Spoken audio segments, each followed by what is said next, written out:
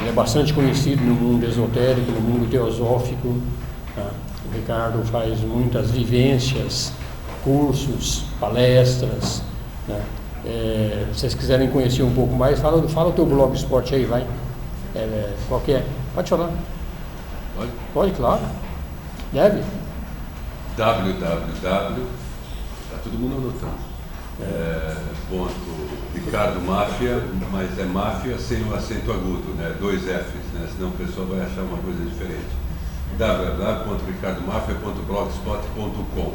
Se vocês estiverem interessados depois, eu coloco aqui. Você coloca no quadro depois. Vocês anotam. Legal. Obrigado. Então é isso aí. De vez em quando a gente o convida aqui, e ele, como membro da Sociedade Teosófica, gentilmente aceita e vem realmente ajudar na nossa divulgação da teosofia, que é o nosso trabalho maior. Né? Gostamos muito do trabalho do Ricardo, ele está, como falei, de vez em quando aqui, ele tem o trabalho individual dele também, que diversos de vocês o conhecem. Quem não o conhece e quiser realmente, posteriormente, entrar em contato com ele, ele anota o blogspot dele, depois vocês podem fazer isso, tá? Então vamos falar um pouquinho da Sociedade Teosófica para quem está vindo aqui pela primeira vez.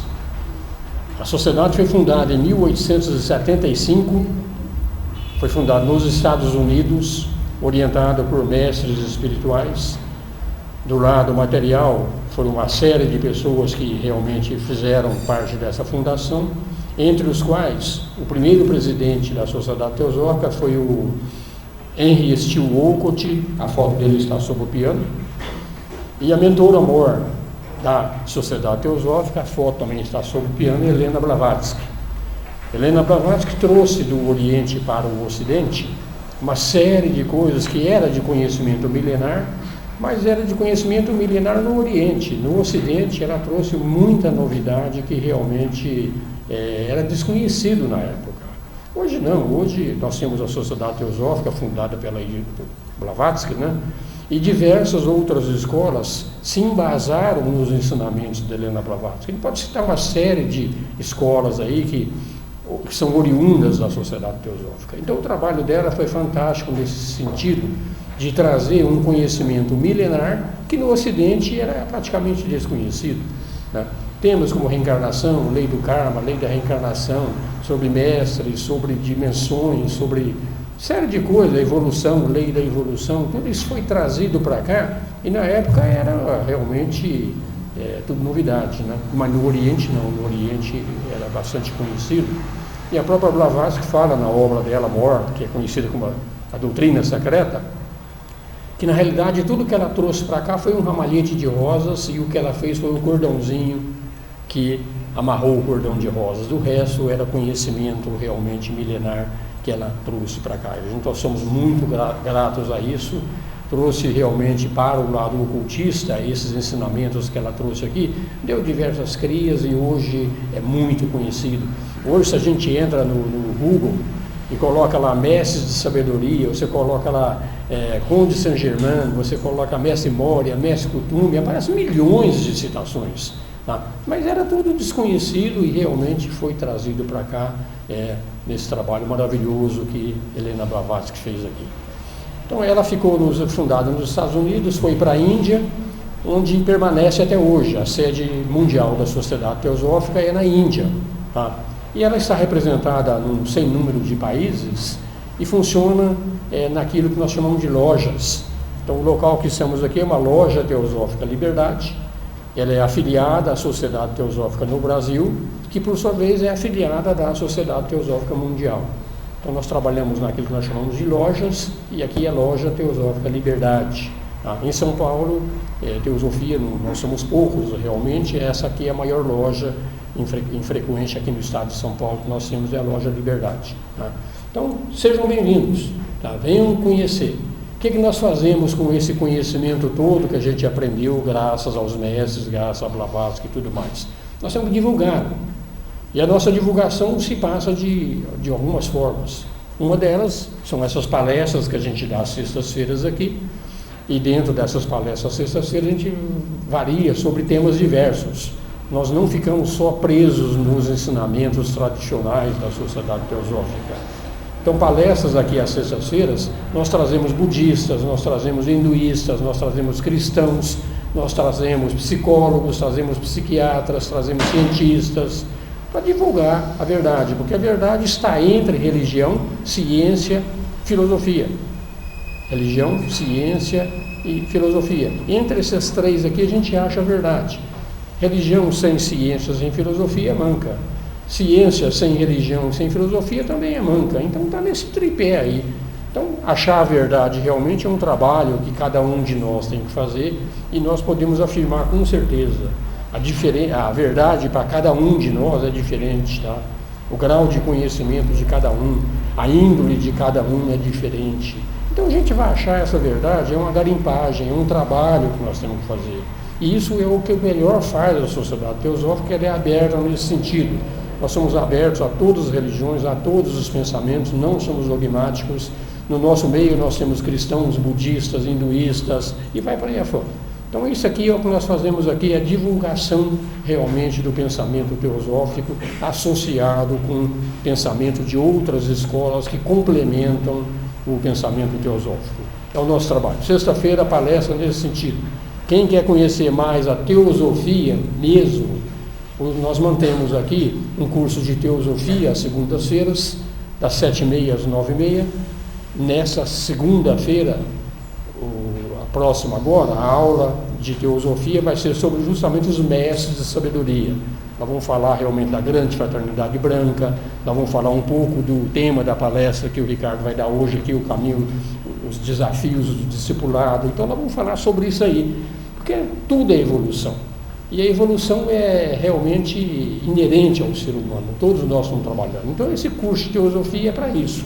Ele começa às 7h30, às 9h30. Então quem quiser participar é aberto, podem chegar a qualquer momento e participar de nosso curso.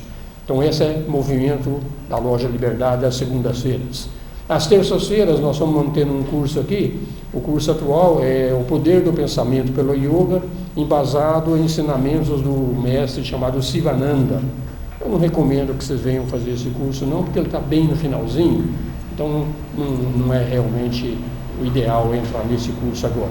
Mas em concluindo esse curso do poder do pensamento pelo Sivananda, nós pretendemos começar agora, em final de setembro, começo de outubro, um outro curso que vai ser Karma Yoga, a educação da vontade. O poder do pensamento foi a educação do pensamento, então agora vamos falar sobre a educação da vontade, embasados no ensinamento de um outro mestre chamado Vivekananda. Então quem quiser participar, é só entrar no nosso site, deixar o e-mail aqui, que a gente sempre manda a nossa programação de cursos e palestras, todos são bem-vindos em participar. Quarta-feira temos atividade também não recomendo mais, porque é um curso que está no finalzinho, e esse curso é o curso de Astrologia Esotérica. Foi um curso de 25 aulas, o Antônio Carlos Jorge é que dá esse curso, além de teósofo, ele é também astrólogo. Então é um curso bastante interessante também, a gente está sempre repetindo esse curso, então quem quiser participar é bem-vindo. Então isso aqui são os movimentos externos da sociedade teosófica. Temos os nossos movimentos internos. Agora, os movimentos internos são para quem são membros efetivos da sociedade teosófica, onde nós temos uma sede diferente dessa aqui na Liberdade mesmo, o Instituto Teosófico Pitágoras, onde nós temos movimentos internos para membros, e quem quiser participar também, aí são, como te falei, o cara que realmente simpatizou com a teosofia, sentiu que a teosofia é a praia dele, então aí ele vai se tornar membro e gradativamente vai entrando nos nossos trabalhos internos também. Rapidamente falei, isso é a sociedade teosófica, não preciso falar muito mais. Essa é uma coisa que podemos ir conhecendo ao longo do tempo. Todos são bem-vindos, realmente todos, tá? E eu falo aqui que hoje eu estou vendo alguns jovens aqui, ou de menos idade do que eu pelo menos, a gente fica satisfeito quando pessoas mais jovens vêm, porque os velhos precisam se aposentar e serem substituídos. Então, jovens são sempre bem-vindos e quiserem participar do nosso trabalho, por favor. Ok? Eu vou passar a palavra então para o Ricardo, e o tema da palestra dele hoje vai ser os desafios do discipulado, né? É isso mesmo? Os desafios do discipulado. Então, passo a palavra para o Ricardo, se ele quiser promover uma harmonização, também fique à vontade também. Pode, claro que pode, deve, eu sempre faço, mas eu já deixo a abertura para você fazer. Não, pode fazer, eu deixo você fazer, não pode fazer. Tá? Você pode.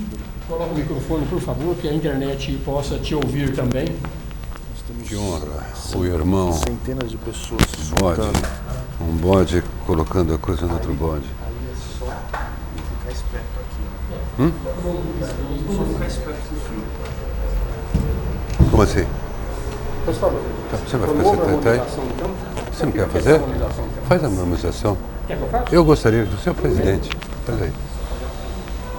Vamos fazer uma pequena harmonização, porque com certeza todos nós tivemos uma semana atribulada, algumas dificuldades, excesso de pensamentos, excesso de atividades. E como a gente vai tratar de coisas relativamente abstratas ou bem abstratas, para que a gente possa fazer uma captação um pouco mais profunda do que vai ser passado, é importante que a gente relaxe um pouco. Procuramos sentar durante alguns instantes, o mais confortavelmente possível.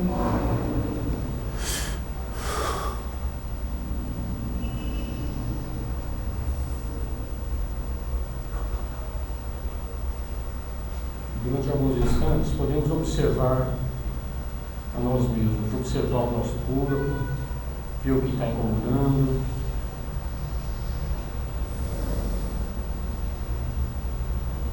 Procurar, de uma forma ou de outra, atenuar esse desconforto.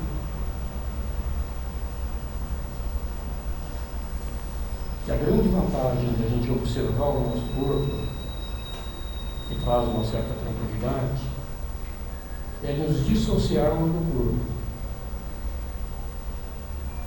Quando a gente vê que, se eu observo o meu corpo, então eu não sou o corpo. Quem sou eu?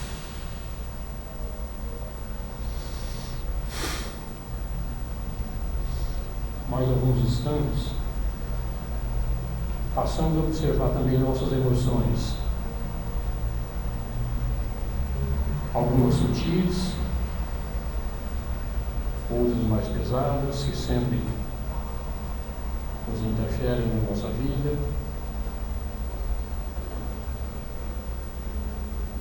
O fato de observar nossas emoções nos leva à mesma conclusão. Se eu sou capaz de observar minhas emoções, eu não sou as emoções. Quem sou eu?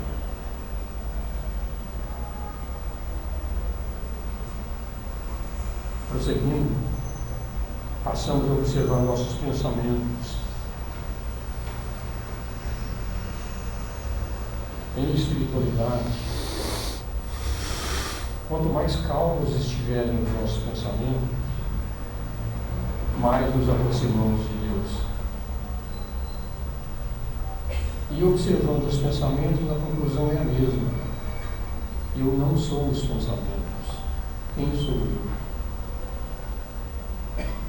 Se eu não sou o corpo, não sou as emoções, não sou os pensamentos, nós vamos excluindo tudo isso e chegamos no Espírito puro. Então eu sou o Espírito que cria tudo isso. E o objetivo da vida, todos os caminhos que nós fazemos, todo o nosso aprendizado, todo o caminho secular, é para termos essa certeza: eu sou um Espírito, eu não sou o corpo, não sou as emoções, não sou os pensamentos.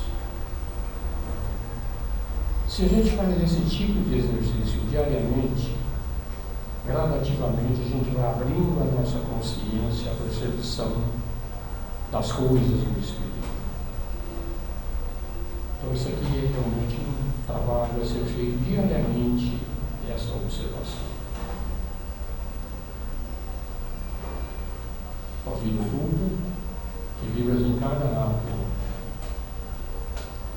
A luz oculta, que brilhas em cada criatura. Ó amor oculto, que a tudo abranges na unidade. Possa todo aquele que se sente um contigo saber que ele é por isso mesmo um com todos os outros. Voltemos pela atenção à sala. E eu passo a palavra definitivamente para o Ricardo. Obrigado. Okay?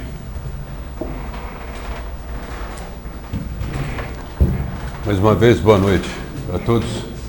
E muito obrigado pela presença de todos aqui nessa palestra.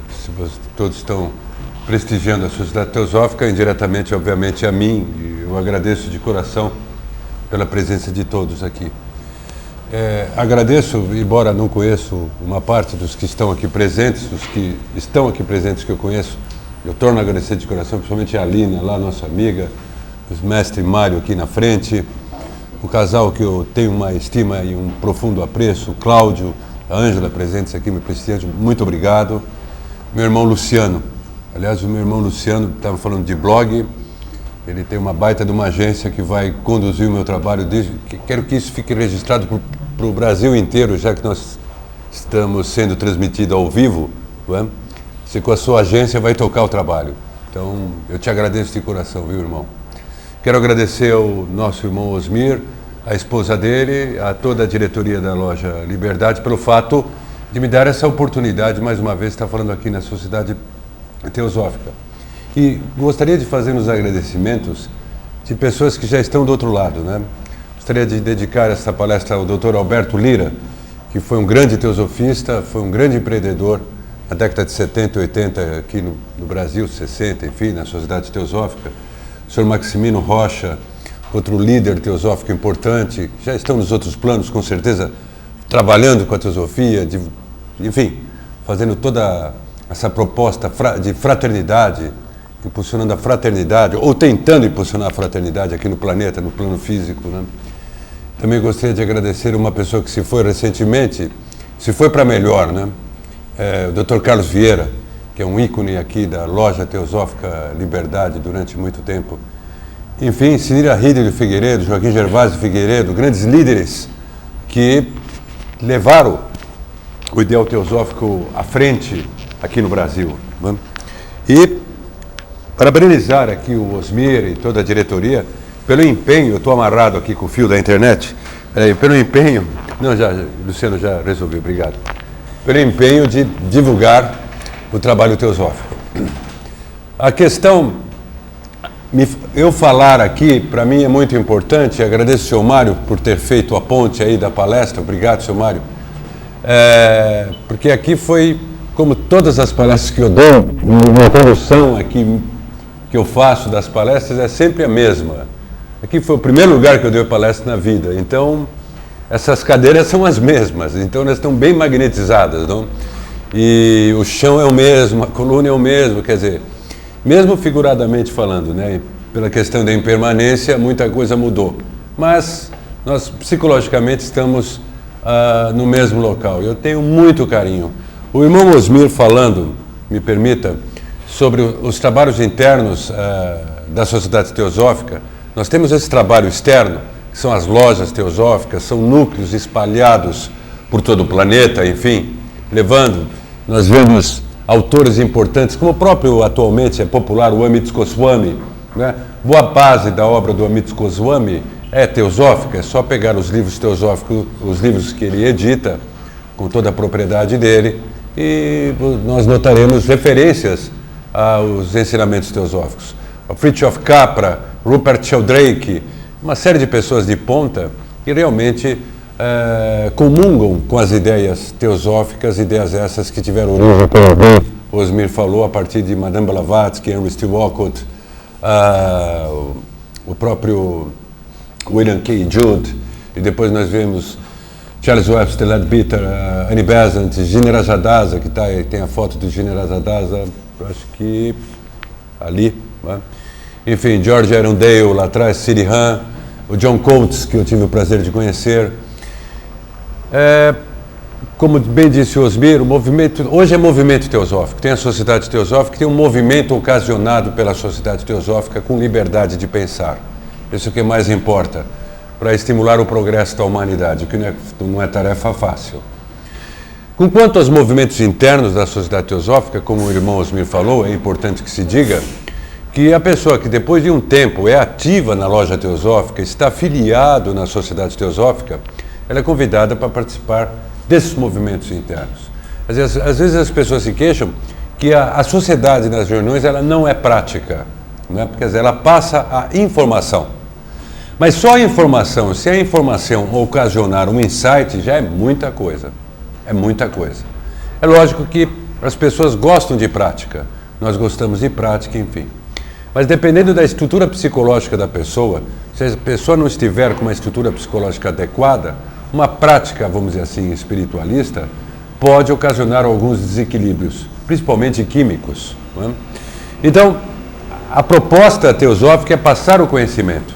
E, obviamente, quando a pessoa se afina com a proposta do trabalho, ela participando do trabalho, ela é convidada para participar desses movimentos internos, que aí sim entra a parte prática, vamos dizer assim, entre aspas, teosóficas. Mas a pessoa já vai estar habituada com a corrente teosófica, enfim. Nós estamos aqui, uma corrente é feita. Cada vez que uma loja teosófica entra em ação, uma egrégora é acionada. De qualquer forma, existe uma energia nos envolvendo. Hoje é 28 de agosto, né? Lua cheia. Então isso é... Oi? Shavuot a todos que já passaram pelo Shabbat Shalom. Não, é amanhã que termina o Shabbat. Enfim, não, acaba amanhã. Eu ia falar Shavuot e dei um pulo no tempo aqui.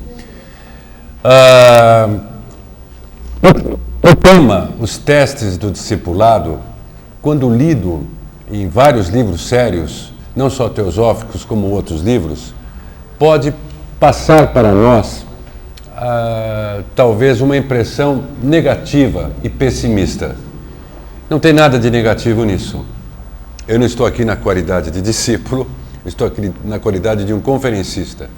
O que eu for transmitir aqui, eu posso falar com empolgação, porque eu acredito naquilo que eu estou vivenciando, o que eu esteja vivenciando, ou possa estar vivenciando. Mas eu não posso afirmar que é a verdade. Isso é com cada um. Né? As pessoas podem discordar ou podem concordar. O livre pensamento é importante. A troca de ideias, a concordância, chegar a pontos em comum, isso é importante. Então eu posso falar sobre a minha verdade, estou falando sob o ponto de vista pessoal. E também não posso me colocar aqui numa posição de discípulo, né? E também não posso falar em nome oficial, né, oficialmente pela Sociedade Teosófica. Eu posso falar sobre os conhecimentos que eu adquiri e sobre as experiências que eu tive, particularmente observando situações externas de outras pessoas que estão, vamos dizer assim, no caminho. Todos nós estamos no caminho. Desde que o mundo é mundo, parece que o mundo está sempre em crise. Não é? Nos Upanishads do Rig Veda, nós nos encontramos numa fase importante que nós conhecemos como Kali Yuga. Kali Yuga significa Era da Ignorância. Isso já era preconizado, já era esperado. Eu penso que as pessoas não podem fazer uma relação absoluta de causa e efeito. Bom, se é preconizado, então todos nós vamos sofrer. Ou seja, agora, se é preconizado, todos nós vamos sofrer. Não necessariamente. Se nós nos anteciparmos às correntes dos acontecimentos e conseguirmos ferramentas importantes que poderemos utilizar para evitar justamente os sofrimentos, melhor. A grande questão é que a bula do esoterismo, se é que eu poderia falar dessa forma, quando a pessoa entra no caminho, ela é colocada, mas não é muito divulgada. Quando nós falamos testes do discipulado, isso está relacionado com a própria evolução íntima e importante da pessoa. Eu só vou concluir esse raciocínio e vou chamar uma pessoa aqui na frente, já que nós estamos falando de liderança, uma pessoa que tem mais de 60 anos de teosofia, a dona Olinda Pugliese, não é? Então eu quero agradecer a minha gurua por estar presente aqui. A senhora vai falar, né? Eu só vou concluir o raciocínio. Se coloca que quando a pessoa entra no caminho, 7 vidas é colocada em uma vida. Ou seja, o karma de 7 vidas vem em uma vida só. Quando nós falamos o termo karma, Geralmente nós associamos o karma com sofrimento. Eu falo nós em benefício da exposição. Mas não é verdade? A maioria fala, poxa, a pessoa passou por um problema, mas isso é karma, né? A pessoa está com dificuldades, mas isso é karma. Mas raramente se vê as pessoas falarem assim, poxa, a pessoa é bem-sucedida, mas é karma também. A pessoa desenvolveu determinados talentos, é karma também. O karma não é algo fortuito. O karma é o próprio mérito que a pessoa conquistou. Em outras encarnações, eu acredito em outras vidas, não é? E também nesta vida. Obviamente, a configuração do karma é complexa. Estou falando eu, Ricardo, acredito no que está escrito no livro Luz do Caminho, escrito pela autora Mabel Collins, que para se entender as leis do karma, tem que estar acima dessas leis. Quer dizer, longe de mim falar para nós não estudarmos o karma. Não é nada disso. Nós em benefício da exposição, as pessoas nunca sabem quando o gatilho kármico, no sentido desafiador, está sendo deflagrado. Ou quando elas poderão utilizar, como é que eu poderia me expressar? Os seus dons. Então, de qualquer forma, o karma, ele não pode ser visto, penso eu, de uma forma absoluta. Não é? Ele tem que ser visto, penso eu, com flexibilidade. Com flexibilidade. Oportunidades e desafios. Para quem está em administração, é a matriz SWOT. Né? As falhas, né? As fragilidades, né? As oportunidades, a força, enfim, ou o ciclo PDCA, planejar, desenvolver, corrigir e aperfeiçoar. Até o ciclo PDCA é uma espécie de uma visão relacionada ao karma. Então, o karma não pode ser visto de uma forma negativa. É uma lei neutra. Cabe ao indivíduo, obviamente, consciente ou inconsciente, acionar alguns processos. O que não se evidencia, infelizmente, é que quando a pessoa adentra o caminho, ela vai passar por poucas e boas, ou por muitas boas e poucas ruins, dependendo dos fatores predisponentes que existem justamente na sua parte interna. Se afirma que 7 vidas são, vamos dizer assim, assimiladas em uma vida. Eu estou na teosofia clássica. Enquanto o ser humano, o ser humano comum, vamos dizer assim, não adotando, por favor, uma postura elitista, não é nada disso, né? O indivíduo vai tocando a vida dele, com seus altos e baixos, com as suas tristezas e com seus sucessos, em um ritmo.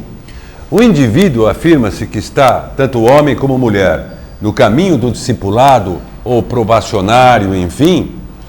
Essas 7 vidas são colocadas em uma vida só. No livro Tradição de Mistérios, da Clara Coates, ela afirma muito bem, uma grande teosofista, que o indivíduo que adentra para o caminho do discipulado, ele vai passar por dificuldades. Geralmente, o que se mostra é que quando a pessoa segue esse caminho, o mestre vai avisá-la com quanto aos perigos, não é? O mestre pode fazer uma orientação com relação ao trabalho, como ela deve desenvolver. O mestre vai falar, olha, arrisque aqui, não arrisque lá. Não é nada disso. É a mesma coisa quando o indivíduo entra para uma faculdade. Ele tem que seguir a grade curricular, com todas as dificuldades. Ele vai ter o professor, vai ter o mentor, vai ter o apoio, mas ele terá que desenvolver as suas habilidades após a sua formação. Vai ter que fazer o trabalho de conclusão de curso, TCC. É análogo ao discipulado. Então, portanto, quando a pessoa entra para o caminho, ou seja, para esse caminho do discipulado, tudo que é bom e tudo que é ruim vem à tona.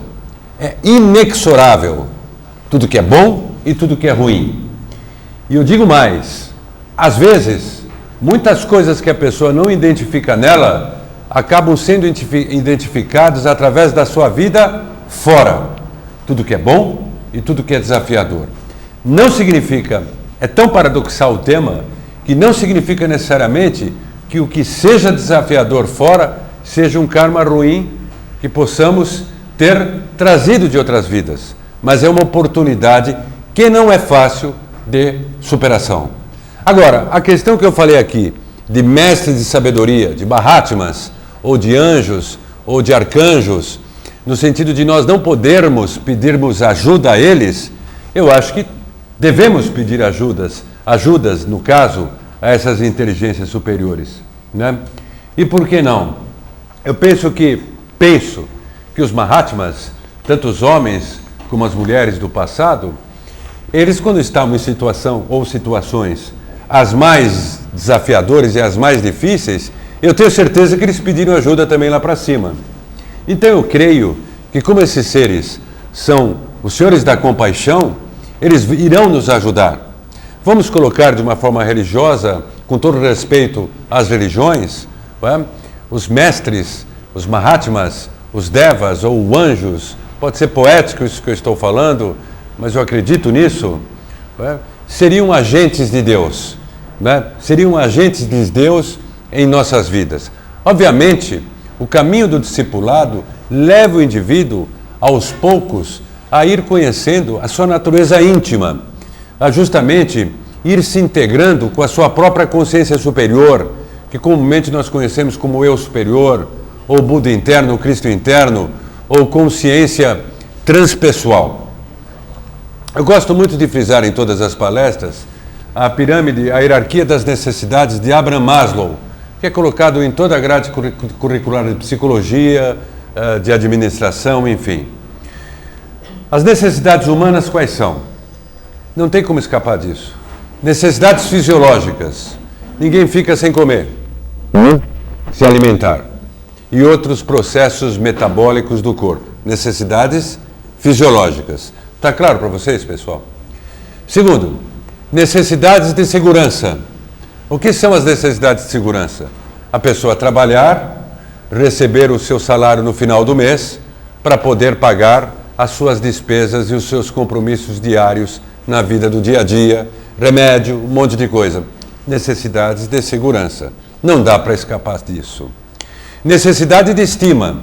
Necessidade de estima, a pessoa ser reconhecida ou ela sentir-se reconhecida por si mesma, ela estar resolvida, ter uma autoestima muito boa, né, positiva, não digo arrogante, positiva, saudável, porque quanto mais a pessoa tiver estima, as pessoas fazem uma confusão. As pessoas acham que ter autoestima muito boa é ser individualista. A pessoa que tem uma autoestima muito boa, ela é fraterna. Não tem como não ter autoestima boa e não identificar as necessidades do próximo. A pessoa que tem autoestima boa, ela busca justamente o outro, e isso não é poesia, é fato, no sentido de soerguer o outro de alguma forma, nos aspectos frágeis do outro. Isso é autoestima boa.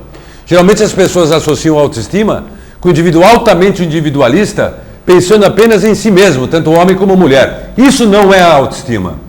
Isso daí é mero egoísmo, nada mais isso. Pensa primeiro em você, depois vai ajudar o outro. O nosso lema é outro. Pense em você e no outro ao mesmo tempo. É para isso que existe o ocultismo. O ocultismo se diferencia nisso, porque a partir do momento que nós colocamos o ocultismo num lugar comum, não é mais ocultismo. O verdadeiro ocultismo, penso eu, é ao mesmo tempo a pessoa pensar em si mesma e no próximo. Mas como é que ela vai pensar no próximo se ela não está dando conta nem dela? Não importa, é o caminho. É o caminho. Porque todas as pessoas, quando passam por dificuldades, e não importa qual seja a natureza da dificuldade que a pessoa passa, o que ela quer? Ela quer ajuda. A pessoa está com fome, o que ela quer? Ela quer comida, né? Ela não quer corretivo. Primeiro dá comida. E se ela estiver apta a aprender a ganhar depois para ter comida, ótimo. Se não estiver apta, de alguma forma, a pessoa, o indivíduo esclarecido, está fazendo a parte dele. Então o ocultismo, ele não se nivela no comum. O verdadeiro esoterismo, penso eu, o teosofia, não importa qual termo eu possa usar aqui na frente, não pode ser nivelado no comum.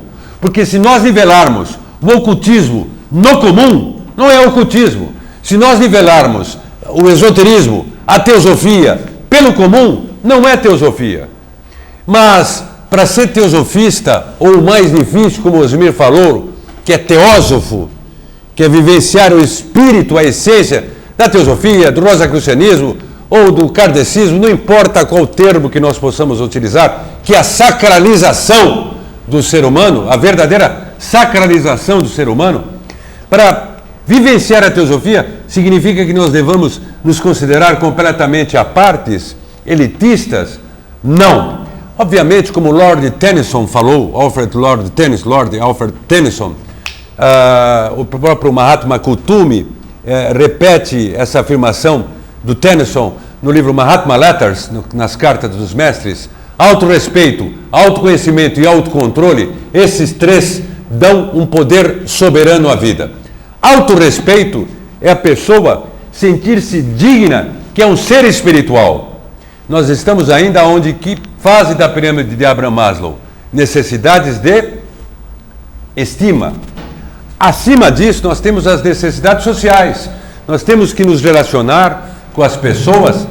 Nós, em benefício da exposição, me desculpe a minha parte enfática, mas, por favor, nós, em benefício da exposição, as pessoas têm que se relacionarem aí no mundo, tanto com pessoas desafiadoras, como pessoas que possam agregar. É lógico que se nós pudermos conviver com pessoas que agreguem aspectos importantes para nossas vidas, tanto melhor. É o exemplo, é a força do exemplo. Então aí está as necessidades sociais, que a pessoa que está na busca, ela vai identificar a força do exemplo. E o último degrau da pirâmide de Maslow, que é a autorrealização. A autorrealização, se nós colocarmos em trabalho, é o indivíduo estar fazendo o trabalho e sendo recompensado devidamente pelo que ele gosta de fazer naquele trabalho. Trabalho que eu digo profissional. Se nós deslocarmos isso para a postura nossa na vida do dia a dia, a autorrealização, apesar das nossas dores, apesar das nossas dificuldades, é nós estarmos cumprindo o nosso papel e nós estarmos, vamos dizer assim, nos sentindo, vamos dizer assim, desculpa a concordância, o erro, preenchindo, termos significado de vida, como o Viktor Frankl falou, termos significado de vida. O significado de vida é o Dharma. E o resultado da ação, da busca do Dharma, do propósito de vida da pessoa, gera o karma, causa e efeito. Eu pergunto a todos, pergunto em benefício da exposição, vocês acham que a pessoa que está no caminho é perfeita? Não. Vocês acham que a pessoa que está na fase do probacionismo é perfeito? Não. Vocês acham que a pessoa que está no caminho espiritual não terá altos e baixos? Terá muitos altos e baixos. Mas o que acontece é que nem os amigos de Jó. Vocês leram Jó, o livro mais antigo da Bíblia. Quais foram as pessoas que mais criticaram Jó quando Jó estava passando por dificuldades? Foram os amigos dele. Se vocês notarem, ou com vocês, me perdoem de me dirigir assim, com todo respeito, ou o exemplo de outras pessoas, as pessoas que estão no caminho e que se mostram crentes, que eu digo, que acreditam em algo superior, quando passam por dificuldades, e tem gente que as acompanha, no caminho também, no caminho que eu digo da busca, certo? As acompanham. O que acontece quando as pessoas têm reveses? Os mais próximos vão falar, é o ser humano, você fez alguma coisa de errado. Ou você está pagando. Como é que pode? Você sabia disso, errou ali? Não é isso que acontece? São os mais próximos. Então, nós, ao adentrarmos no caminho, ou as pessoas ao adentrarem ao caminho, elas serão testadas pela sua própria natureza íntima. Nenhum mestre vai dar teste. Elas mesmas se colocarão em situação de teste. Vocês vão me colocar, poxa, mas o mundo já está tão complicado, então está todo mundo na fase do discipulado. De tão complicado que está o mundo, não é verdade? Estado Islâmico. Aqui na fronteira tripartite do Brasil nós temos um grupo PCC, nós temos, é bom que isso vai para a internet, para o Brasil inteiro e para o mundo. O pessoal fica sabendo, nós temos o PCC na fronteira tripartite, nós temos Al-Qaeda e nós temos o Hezbollah. Aqui. no rabo do Brasil. Perfeito? O que eles fazem? Hezbollah pega armas com o PCC e traz armas para o PCC e leva drogas. Al-Qaeda é a mesma coisa. O Estado Islâmico, que hoje está se infiltrando em praticamente todas as universidades brasileiras, recrutando gente nova para participar desses movimentos que têm fundo político, ou melhor, geopolítico. Qual a visão que eu tenho disso? Kali Yuga. Mas isso no mundo inteiro. Não é só no Brasil. É no mundo inteiro. Então o mundo está, mais do que nunca, em um estado de intensidade de teste tremendo. Obviamente, o indivíduo que está no caminho reza os ensinamentos teosóficos, quando o indivíduo parte para o caminho do discipulado, os testes do discipulado, os desafios do discipulado, quem está no caminho, ele se torna responsável. Está cansativo para vocês, pessoal? Estou falando muito?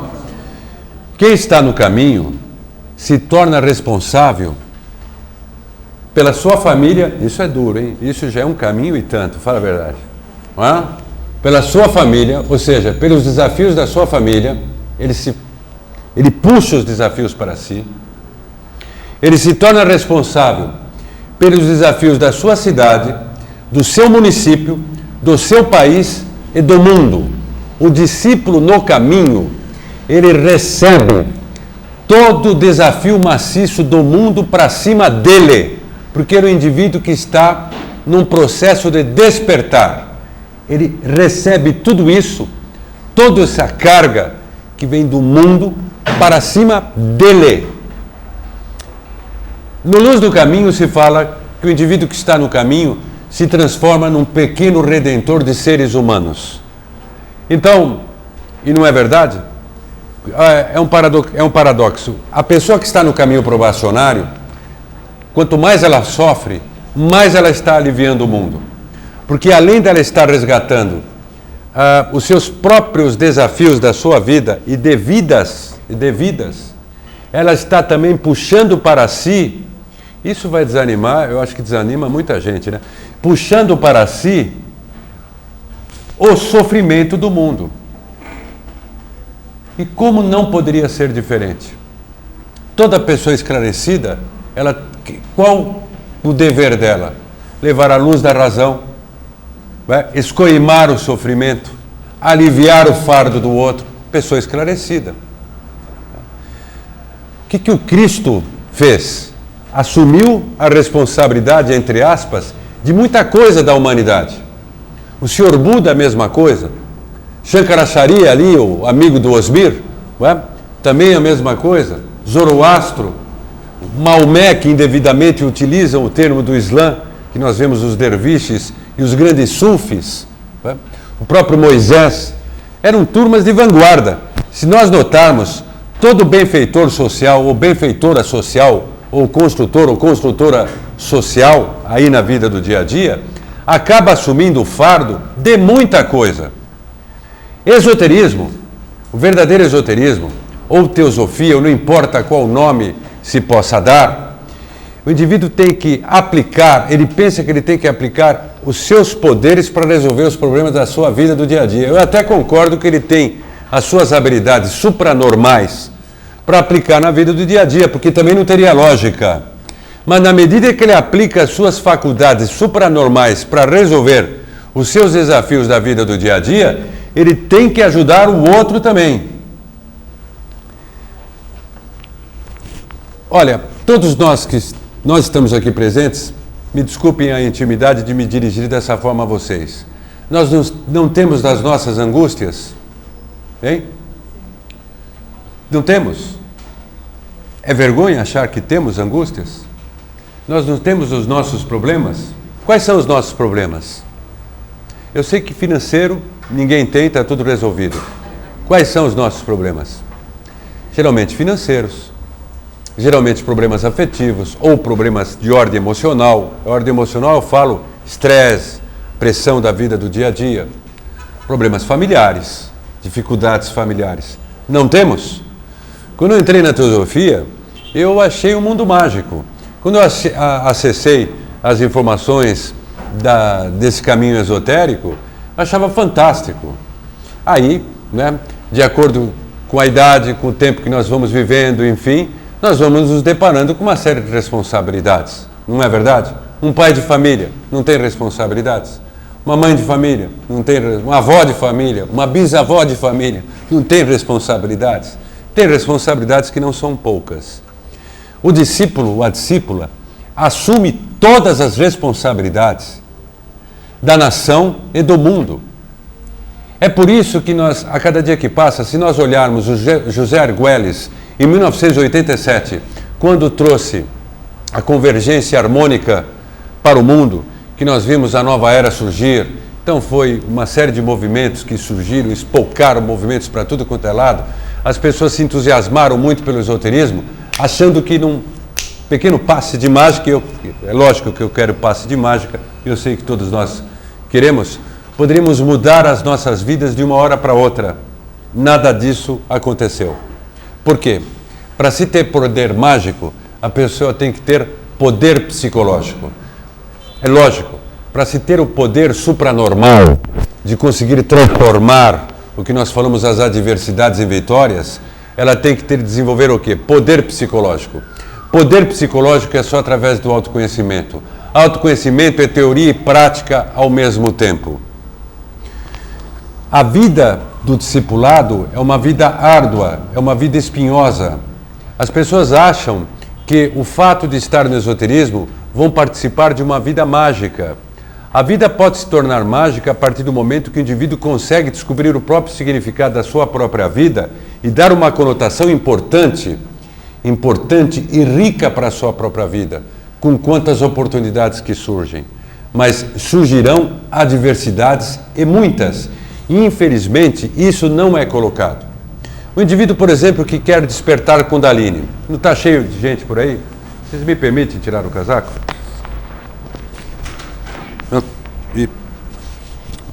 É melhor botar aqui, né?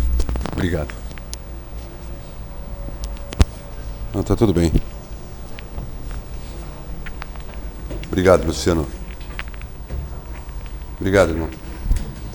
O indivíduo que quer despertar Kundalini, não tem um monte de tratados para despertar Kundalini? A pessoa pioneira ocidental que escreveu sobre Kundalini foi o Arthur Avalon, que é um pseudônimo, Sir John Woodruff, Shakti Shakta, uma obra importantíssima sobre Kundalini ou a energia vital. Ocorre que, para nós incentivarmos essa energia a vibrar numa frequência superior ao normal, o nosso cérebro tem que ter um acompanhamento bioquímico. As pessoas se esquecem da estrutura do cérebro. As pessoas se esquecem da estrutura do sistema neurovegetativo. As pessoas pensam assim: eu vou despertar o meu chakra do corpo astral, do meu corpo etérico, do meu corpo mental, e o meu físico está tudo bem. Acontece que quando há um aumento da frequência vibratória dos corpos sutis nossos ou da nossa consciência, a parte bioquímica, a nossa parte cerebral, a estrutura do nosso sistema neurovegetativo, os nossos neurotransmissores, os nossos hormônios, eles são modificados, eles são mexidos. Então tem que haver um acompanhamento disso. Então quando a pessoa força o desenvolvimento de poderes psíquicos, achando que o ocultismo é meramente um poder psíquico, quando na verdade isso são CIDs, isso é consequência, pode ocasionar transtornos sérios em seu sistema nervoso. Assim sendo, quando o indivíduo também entra para o caminho, preste bem atenção, não fica só nisso. Quando ele entra para o caminho, os testes do discipulado que nós estamos falando aqui, ao mesmo tempo, o seu sistema nervoso, neurovegetativo, vai estar mais sensível, porque ele vai provocar alterações bioquímicas no seu corpo físico. Porque está vendo o quê? Expansão de consciência e estados alterados de consciência ao mesmo tempo. Então, obviamente, todo sensitivo, ou todo médium, um termo utilizado, ou todo paranormal, ele tem o sistema neurovegetativo dele mais sensível. E, portanto, a predisposição dele passar por questões e distúrbios neurovegetativos é maior. Vai falar, mas como o indivíduo é discípulo, como é que pode ter distúrbio neurovegetativo? É porque é discípulo, é por isso que tem distúrbios neurovegetativos. Não tem uma pessoa que não está no caminho verdadeiro do discipulado que não passe por distúrbios neurovegetativos. Por um único detalhe.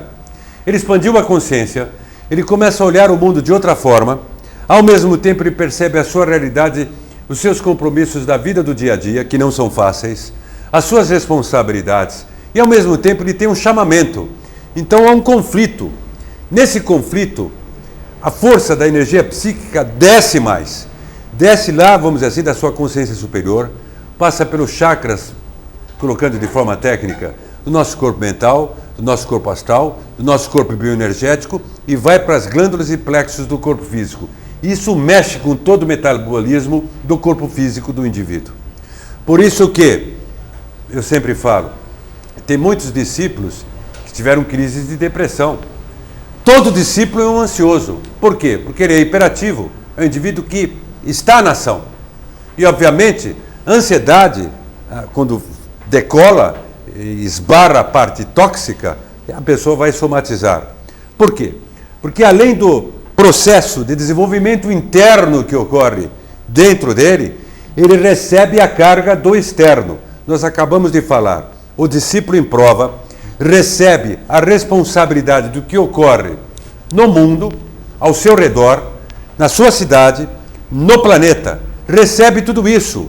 Ele se torna, mesmo inconscientemente, ele se torna responsável por isso. Ele tem que se transformar num agente de mudança, de transformação social. Ele não pode apenas se transformar em um agente de transformação de si mesmo.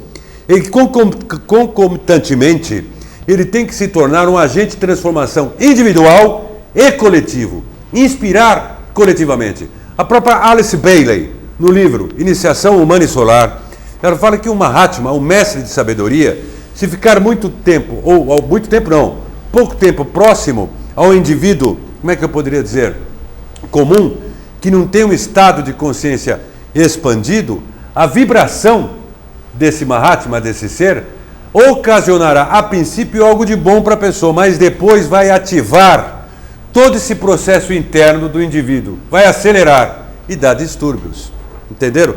Então, portanto, lidar com esse caminho é perceber o seguinte, que eu vou falar nós, vamos dizer que todos nós aqui estamos nesse caminho. A única diferença, vamos dizer assim, das pessoas conscientes e não conscientes, é que as pessoas conscientes ou despertas, elas podem errar, mas não podem errar muito. Quem está no caminho passa pelas mesmas vicissitudes que passa a humanidade. Só que ela começa a ter consciência das suas próprias vicissitudes e das origens das suas próprias vicissitudes. E pode errar, mas ela toma mais consciência dos seus erros. É isso, e aí puxa culpa, puxa transtornos depressivos, essa série de coisas, porque está no caminho, ocasiona angústia. A minha proposta não é uma proposta negativa. Eu estou no caminho de palestras. Eu não vou aqui falar que eu sou um discípulo em prova. Porque isso, em primeiro lugar, não vai alterar a minha conta bancária. Não é? Em segundo lugar, eu gosto de transmitir o conhecimento de forma íntegra. Não que eu seja uma pessoa infalível. Eu tenho um monte de falhas. Na minha vida, posso falar um pouquinho a meu respeito? Eu tenho que dar o meu testemunho, né? Senão fica esquisito. Não é verdade? Na minha vida, quando me interessei pelo esoterismo, foi um deslumbramento. Eu me interessei muito cedo pelo esoterismo. Então identifiquei um monte de coisa. E fazia parte de um outro movimento. E no Jornal da Tarde saía uma notinha sobre a Sociedade Teosófica. E depois a Loja Liberdade, o Dr. Carlos Vieira, colocava na Folha de São Paulo. Então a primeira vez que eu entrei naquela porta lá foi em junho de 78, naquela porta ali, para conhecer a Sociedade Teosófica. Eu era muito novo, devia ter 3 anos de idade, vim sozinho até. Então, mas eu era muito novo. E eu achei um deslumbramento. E isso nunca afetou a minha vida pessoal. Eu sempre, graças a Deus, eu tive uma boa criação, eu tive pais e uma família que, apesar de todos os distúrbios que existem nas famílias, e que isso é normal, eu tive oportunidades importantes que a minha família me concedeu. E, graças a Deus, eu tive grandes instrutores. Nesse caminho dessas escolas, eu conheci muita gente boa, muita gente de coração, muita gente fraterna, muita gente que me indicou livros importantes, enfim.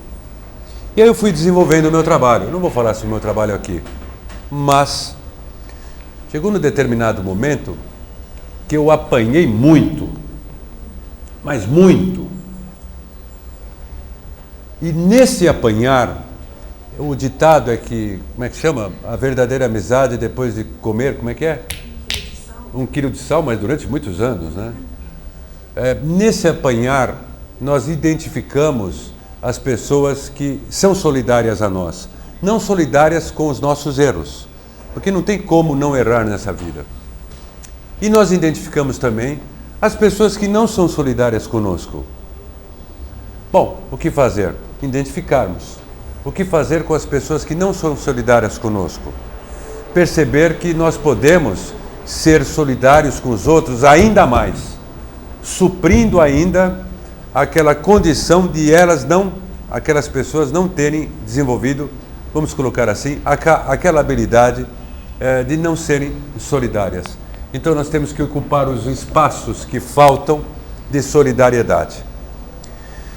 Aí eu fui desenvolvendo o meu trabalho, enfim, e muita coisa deu certo.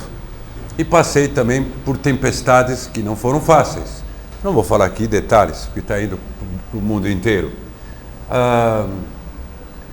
Apesar de todas as dificuldades e questões importantes que eu passei na minha vida, depois de junho de 78, eu me vejo falando aqui na Sociedade Teosófica. Então, eu posso dizer que eu sobrevivi. E até me emociono pelo fato de, depois de junho de 78, passar por períodos importantes na minha vida, períodos desafiadores, como todos nós passamos, períodos importantes também. Eu estou aqui, é a Sociedade Teosófica me chamando. Isso para mim é um sinal importante, porque às vezes nós pensamos, ou as pessoas pensam que estão sozinhas, e às vezes se sentem sozinhas. Eu já me senti sozinho várias vezes.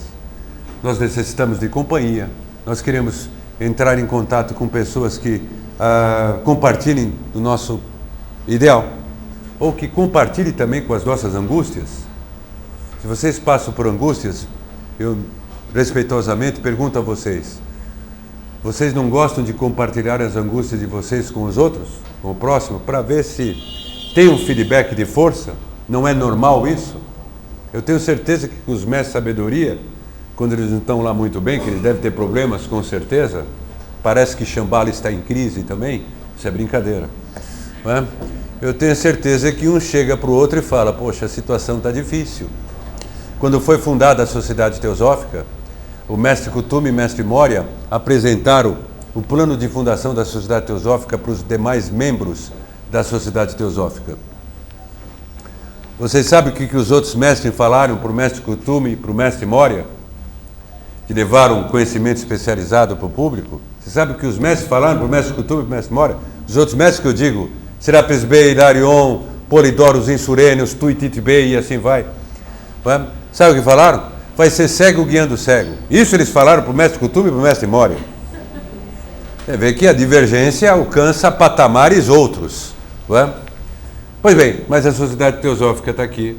O mestre Kuthumi é um patrono da Sociedade Teosófica, o mestre Moria também, assim como o mestre Kuthumi é o patrono da MORC, antiga mística Ordem Rosa Cruz, enfim, e está aqui. Então, depois de 78, quando eu entrei, eu estou aqui, com os meus desafios na vida do dia a dia, com as minhas dificuldades, com as minhas angústias e com as minhas possibilidades. Agora eu coloco a vocês uma coisa. Será que estar nesse caminho é nós apenas nos conformarmos que estamos passando por angústias, temos o nosso karma acelerado? Não tem uma pessoa que entra no esoterismo que não tem o karma acelerado. Todo mundo que entra para o esoterismo tem o karma acelerado. É só olhar para ver como é que fica a vida. É só olhar para ver como é que fica a vida. Vem coisas problemáticas e vem coisas muito boas. Só que como as circunstâncias da vida do dia a dia, as pessoas têm a tendência de focar mais o lado negativo da questão, é difícil elas enxergarem os dons e talentos que brotam nelas, porque quando vêm os dons e talentos, elas não acreditam, porque nós estamos num mar de pensamentos negativos, nós estamos num mar de emoções negativas. O mundo hoje, ele, como é que eu poderia dizer, ele homenageia, através de uma mídia maluca no mundo inteiro, a negatividade. Não é a falta de informação que eu estou me referindo ou a informação correta, mas se dá muita ênfase à negatividade. Você pode passar uma informação e, ao mesmo tempo, você tem que passar o quê? Proatividade, através da mídia, através de atos importantes. Os atos importantes não são focados. São focados o tempo inteiro, que é importante a informação jornalística, mas são focados o tempo inteiro os aspectos negativos.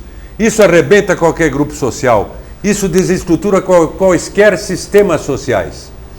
Uma Mahatma, uma hierarquia planetária, uma grande fraternidade branca, e acredito que os discípulos em prova aqui, eles têm como meta, além do seu próprio aperfeiçoamento pessoal, desenvolvimento pessoal, o aperfeiçoamento dos seus grupos sociais, o aperfeiçoamento dos sistemas sociais em que eles vivem.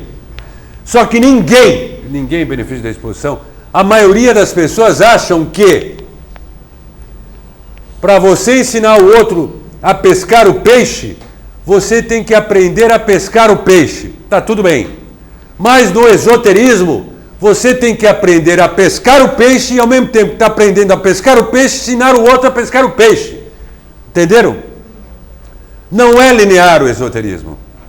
Me atrevo a dizer que o esoterismo é até quântico. Porque se você está aprendendo a pescar o peixe e ensinar o outro a pescar o peixe, é um contrassenso. Mas o esoterismo é isso. Se a pessoa está sofrendo, se ela está sofrendo, pelos erros, escolhas, não importa, livre-arbítrio colocado de uma forma errônea na sua vida, isso brota. Perfeito? Mas ao teosofista, ao ocultista, não lhe é dado o direito de omitir-se em uma situação de dificuldade do outro. Porque se isso fosse fato, não haveria necessidade de santos, não haveria necessidade de devas, não haveria necessidade de religião, não haveria necessidade de ter lugares para as pessoas irem pedir ajuda. Porque as pessoas que lá chegaram, lá em cima, e estão ajudando quem está aqui, também quando estava aqui, estava passando por agrúrias e também ao mesmo tempo ajudando o outro. Isso não é complexo de superioridade. Não é. Isto é uma necessidade da alma de quem busca. Se nós estamos passando por desafios, também não nos é dado o direito, me perdoe o que eu vou falar, pode ser um pouco selvagem, de pensarmos pequenos com quanto à nossa vida. Não importa o padrão de vida que cada um aqui queira atingir. Não importa o padrão de vida. Cada um busca um padrão de vida. É verdade ou não é? Vamos ser mais materialistas? Cada um busca uma reserva financeira para ser atingido no futuro. É verdade ou não é? A maioria pensa assim, ou não? Não busca uma segurança financeira? Hein? Vai ver quanto é que está a aposentadoria hoje, dependendo da função de uma pessoa. Busca uma segurança financeira, não busca? Eu pergunto a vocês, se fosse dada a oportunidade de buscar uma segurança, eu digo segurança financeira melhor, as pessoas não iriam atrás para ter uma segurança financeira melhor? Isso é ser materialista? Está no mundo. Qual é a diferença entre a pessoa que busca uma situação financeira melhor e é espiritualista e a pessoa que busca uma situação financeira melhor e não é espiritualista? E ainda vamos dizer assim, não despertou, se é que eu posso falar assim. a que busca uma situação financeira melhor, eu tenho certeza absoluta que ela vai repartir o pão. Ela vai dividir o pão. A pessoa que busca apenas a situação financeira melhor e não despertou, ela não vai repartir o pão. E aí entra os hiatos e os espaços que o espiritualista tem que ser. Ele tem que repartir o seu pão para preencher os espaços, mesmo se o seu pão for uma migalha. Mesmo se o seu pão for uma migalha. Ele tem que pegar o pedaço da sua própria migalha e repartir a sua migalha. E isso não é hipocrisia. Porque ele vai estar ocupando, preenchendo espaço do que a pessoa que tem o pão inteiro e não está repartindo. Isso eu estou falando sob o ponto de vista financeiro. Se nós cairmos financeiramente 1, 2, 3, 4, vamos pensar grande. Não tem problema nenhum. Porque quanto mais nós prosperarmos e repartirmos a nossa prosperidade, melhor para o meio. Mas não é só a parte financeira. É a parte emocional. Quantas pessoas vocês conhecem na vida que estão atrás de preenchimento emocional? Eu digo preenchimento emocional, eu não me refiro apenas a relacionamentos afetivos. Preenchimentos emocionais, como na necessidade de estima que nós falamos do Maslow. Ser reconhecido. Todo ser humano, isso é psicológico, quer ser reconhecido. Isso é natural do ser humano. Quer ser reconhecido. William James, o pai da psicologia americana, já falava: todo ser humano tem a necessidade de ser reconhecido. É natural nós sermos apreciados pelo nosso trabalho, pelas nossas atitudes. É natural. Mas o espiritualista, que não é fácil, ele tem que estar preparado também para não ser reconhecido.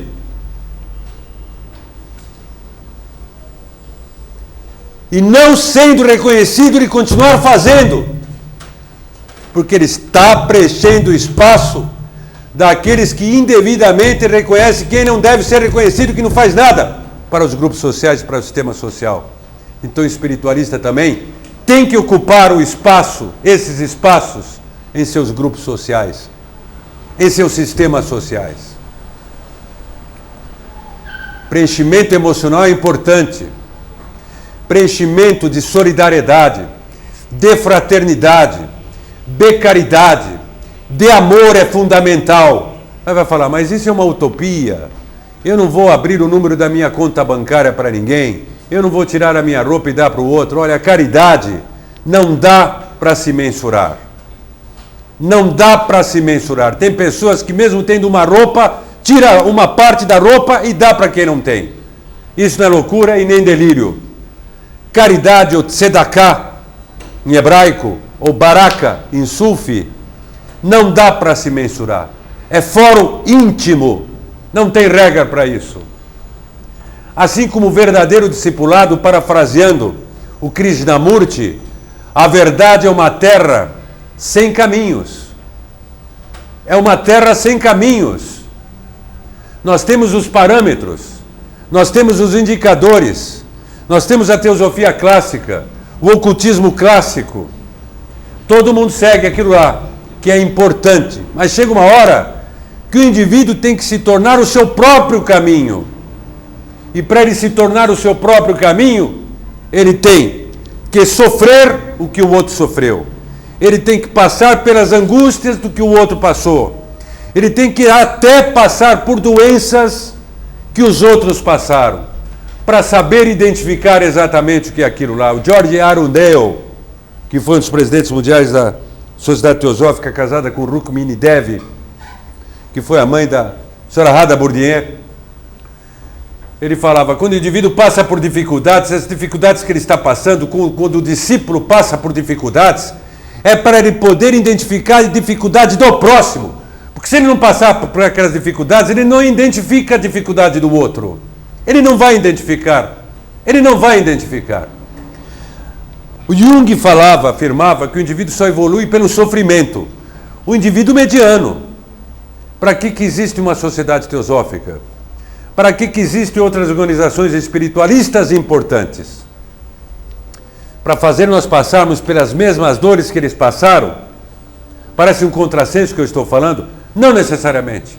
Mas que através de exemplos do que os outros passarem, através da nossa inteligência e através do esforço, aí se necessita de esforço, nós tentarmos vivenciarmos, ou pior, perdoe-me a concordância, nós tentarmos vivenciar, sem passar pelo que o outro passou, o mesmo estado que o outro passou. Entenderam?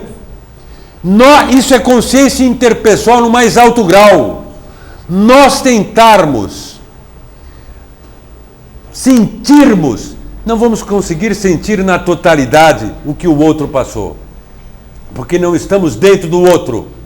Mas nós tentarmos sentir o que o outro passou, para nós sentirmos, tirarmos um substratum para não termos que passar pela mesma experiência que aquele passou, e estarmos capacitados a passar informações para os que vêm atrás de nós, para também não passar pelo que o outro passou. Foi isso que o Moisés fez, foi isso que Buda fez, foi isso que o Cristo fez, foi o que a Madame Blavatsky passou, o Sr. Charles Webster Leadbeater, o que ele passou. Toda essa turma, ou os grandes líderes que nós conhecemos da humanidade, líderes verdadeiros, tanto homens como mulheres, que passaram, e nos serve de exemplos, como um lenitivo até em determinado momento, para nós nos capacitarmos, para nós nos tornarmos, vamos dizer assim, com uma certa, ou conseguirmos uma habilidade importante, por resiliência, vamos dizer assim, para evitar passar pelos mesmos sofrimentos, porque eles já passaram a fórmula. A grande questão é, para nós assimilarmos a fórmula, me perdoem falar dessa forma, parece de uma arrogância, eu não sou arrogante, eu falo com convicção, com exaltação, mas eu não sou arrogante, me desculpem, não sou soberbo, eu já apanhei muito nessa vida, eu não sou soberbo, mas eu falo com o coração. Eu estava falando o quê? Por isso que eu falo com o coração. Por exemplo, o Cristo, o Bodhisattva, o Senhor Maitreya, ou não importa que nome nós possamos dar, ele passa uma mensagem, né? Ele passa uma instrução. O Senhor Buda também passa instrução. Mas para vivenciar aquilo que está ali, não é brincadeira. Tem que ter discernimento. Para isso que existe uma sociedade teosófica. Para isso que existem tantas organizações além da sociedade teosófica, trazendo a luz, que tentando inspirar, trazendo incentivo, impulso, proatividade para as pessoas. Para as pessoas não precisarem passar pelo que eles passaram. Um Cristo em alto nível puxou o karma da humanidade, karma atlântico, karma lemuriano, enfim. O Senhor Buda, a mesma coisa. Zoroastro, Salomão, Moisés, eles puxaram uma série de karmas da humanidade. E o que os espiritualistas, quando estão no caminho, vão fazer? Vão puxar o karma da humanidade. As pessoas acham que entrou no caminho espiritualista, está tudo bem. Não! Nós vamos ter que nos defrontar com o nosso guardião do umbral, que no livro Zanoni, do Buber Lytton, é uma terceira pessoa. O guardião do umbral, como Jung afirmava, é a nossa sombra.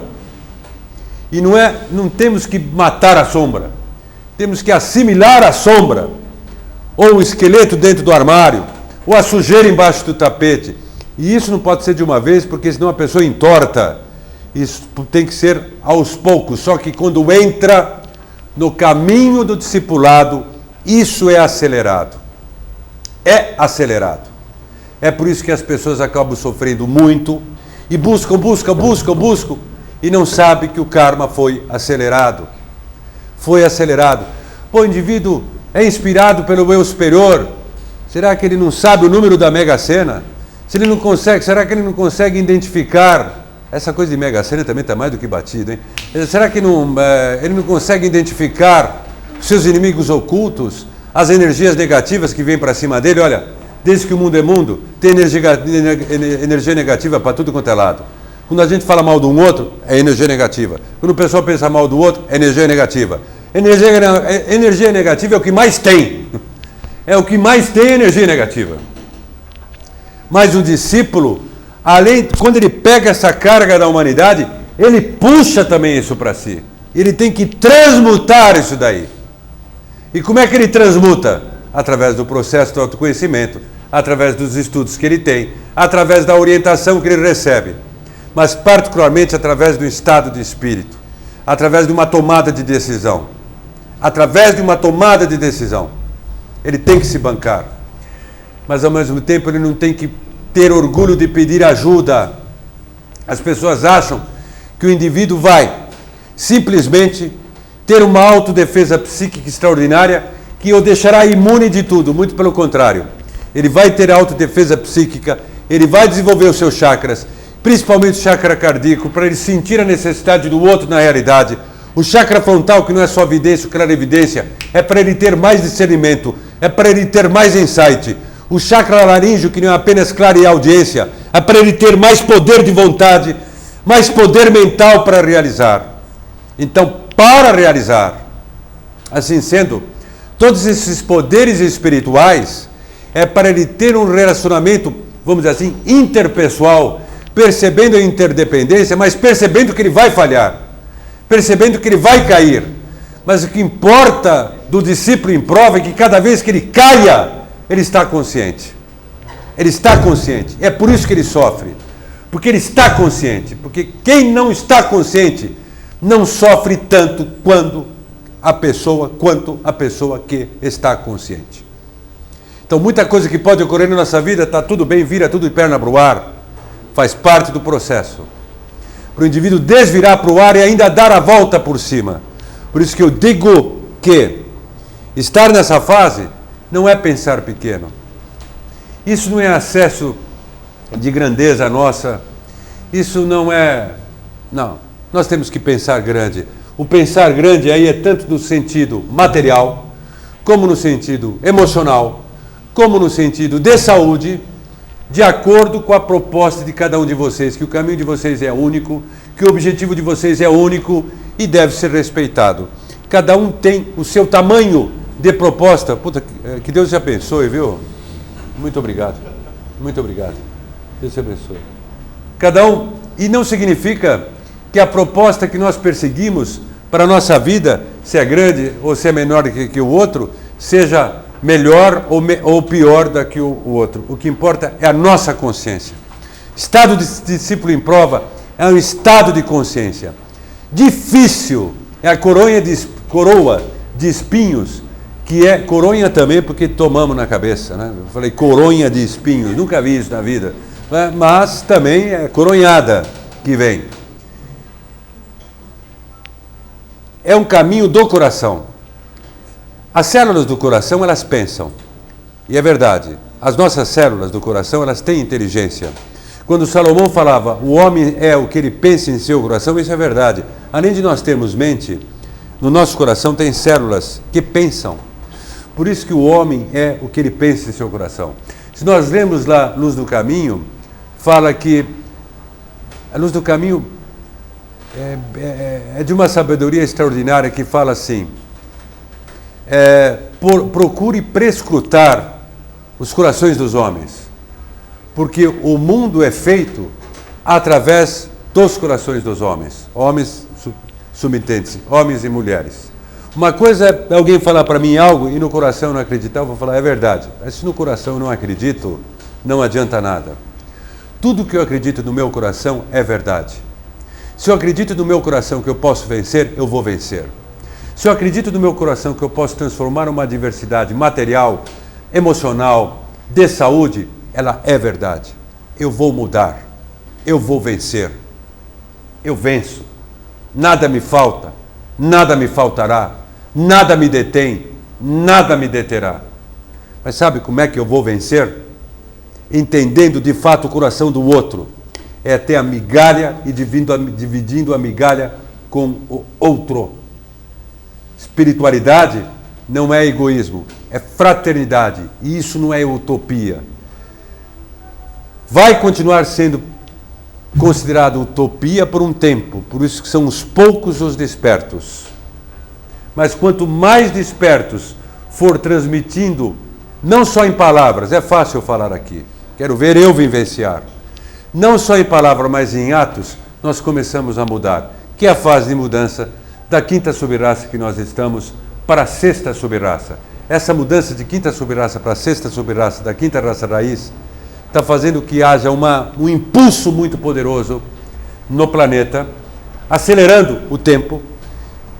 A hierarquia está empurrando, a Kundalini planetária, vamos dizer assim, está empurrando a evolução dos seres humanos, e nós estamos vendo vir à tona, emergir todo o quarto escuro da humanidade. Então, imagine que está vindo tudo à tona. E o indivíduo que está no caminho também está vendo o que está dentro dele, percebendo que está vindo à tona. Então, é uma das épocas mais desafiadoras da humanidade e, ao mesmo tempo, com muitas possibilidades de mudança, de transformação. Olha, só para encerrar, que eu quero passar a palavra, pedindo permissão ao irmão Osmir, a dona Olinda Pugliese. Eu pedi para ela vir, porque pelo tempo de história dela, né? Do que ela fez pela sociedade teosófica. Eu já passei por poucas e boas nessa vida, assim como eu tenho certeza que todos aqui passaram. Talvez muito mais difíceis do que as minhas. Muito mais difíceis. Mas eu digo o seguinte, eu entrei aqui em 78. E graças a Deus, em 2015 eu estou aqui. Então, apesar das poucas e boas, eu estou aqui. Eu acredito em Deus. Eu acredito que no que os evangelhos falam muito, os evangélicos, que eu tenho profundo respeito, eu tenho profundo respeito por todas as religiões. Tem uma passagem da Bíblia que é bem simbólica e ao mesmo tempo real, que eu acredito. A fé é dom de Deus. Então, se a fé é dom de Deus, nós temos que pedir fé, por menos fé que possamos ter. Porque quanto menos fé nós temos, nós em benefício da exposição, significa que nós temos muita fé.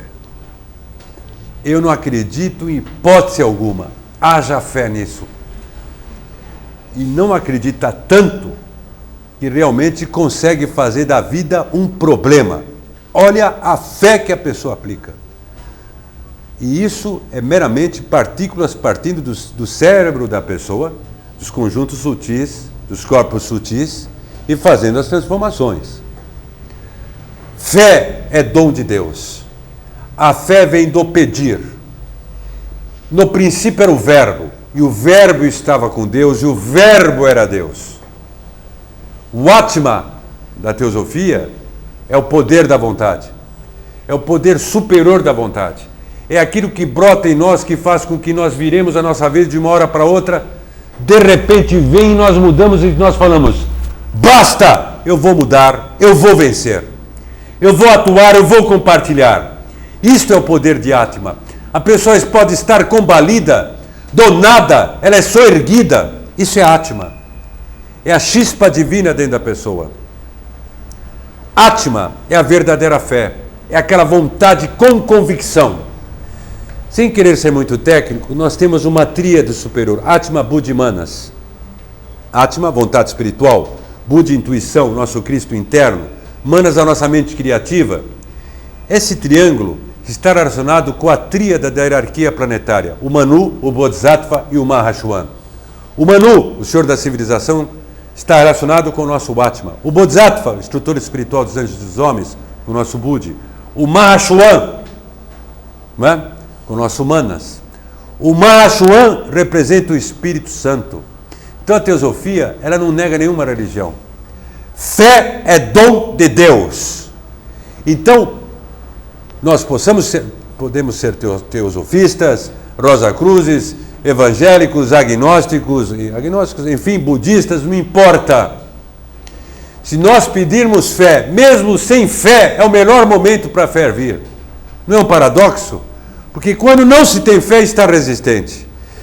E como Goethe já havia falado, uma frase que eu gosto muito, é no desafio que se revela o mestre. É no desafio que se revela o mestre. Pode ser o mestre interno, pode ser a própria pessoa como mestre, pode ser um mestre externo, pode ser um anjo que surge à nossa frente como forma de pessoa e nos estende a mão. Então, pedir fé é falar com o verbo, é nós querermos a ajuda que necessitamos nesse difícil caminho que é o discipulado, mas com a consciência do compartilhar, com a consciência da fraternidade. E o que movimenta isso é o Senhor Mahashoam, né? É o Espírito Santo. Antes de chamar a Dona Olinda, eu lembro muito bem o que Paulo, no Epístola de Paulo aos Coríntios, eu vou resumir. Ainda que eu falasse a língua dos anjos, que eu entregasse os meus bens, né, para os necessitados, nas minhas palavras, ainda que eu colocasse o meu corpo para ser queimado, não é? Se eu não tivesse amor ou caridade, nada disso me adiantaria. Aí ele fala, o amor é benigno, o amor não suspeita mal, mas é sagaz, hein? Não suspeita mal. O verdadeiro amor tudo suporta, tudo crê. O verdadeiro amor nunca falha. Paulo falava, quando eu estou com tolos, eu falo como tolos, como tolo. Quando eu estou com sábios, eu falo como sábios, ou como os sábios. O não suspeitar o mal, que está ali na epístola, é não já partir percebendo que aquelas pessoas não poderão ser transformadas, mas não ignore o mal. Se nós formos combater o mal com rosa, isso é frase minha que eu gosto, nós podemos nos ver com os espinhos na mão. Tudo bem.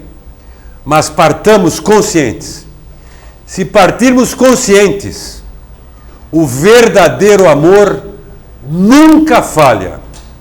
E eu desejo de coração, sem pieguice, que o verdadeiro amor, sem postura religiosa, do Deus dos nossos corações, nunca falhem na vida de vocês. De coração. É de coração que eu estou falando. E eu gostaria que vocês acreditassem nisso que eu estou falando. Não é média, eu não quero sensibilizá-los, não quero. Eu não quero que, afinal, a pessoa bate palma, eu não quero. É uma gratidão que eu tenho, depois de tudo que eu passei na minha vida, junho de 78, eu estar aqui falando, e vocês estarem aqui. Não é média, é gratidão. E é por isso que, até no sentido religioso, né, que Deus abençoe a todos, que o Cristo de vocês abençoe vocês. É um pouco de pretensão, né? Porque se o Cristo já está dentro, todos já são abençoados. Eu só agradeço essas bênçãos que vocês me derem de estarem me ouvindo. Para mim hoje é muito importante. Eu vou passar a palavra, vou chamar aqui na frente a Dona Olinda para que a palestra, o Osmir havia me convidado, eu falei para a Dona Olinda vir aqui proferir algumas palavras. Muito obrigado, irmão Osmir. Muito obrigado a todos.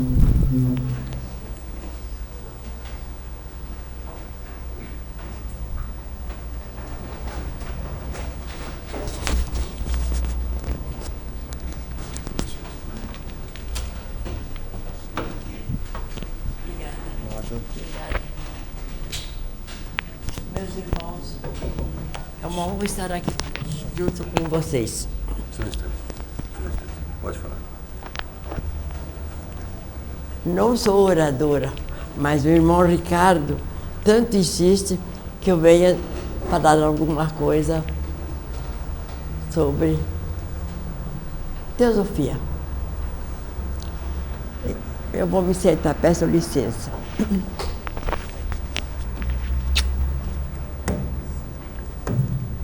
O Ricardo falou muito sobre a vida, a evolução da vida e da forma. De onde viemos e para onde vamos? Viemos do Pai e para ele voltaremos em espírito e verdade e em amor. Meus irmãos, ele falou muito sobre o karma. E eu queria falar a todos que o mundo atual está passando por momentos críticos, momentos em que todas as pessoas passam por momentos difíceis, por sofrimentos kármicos que passam a nos perseguir. Nós vemos que o globo terrestre, todas as nações estão passando por períodos críticos, sofrimentos de toda espécie.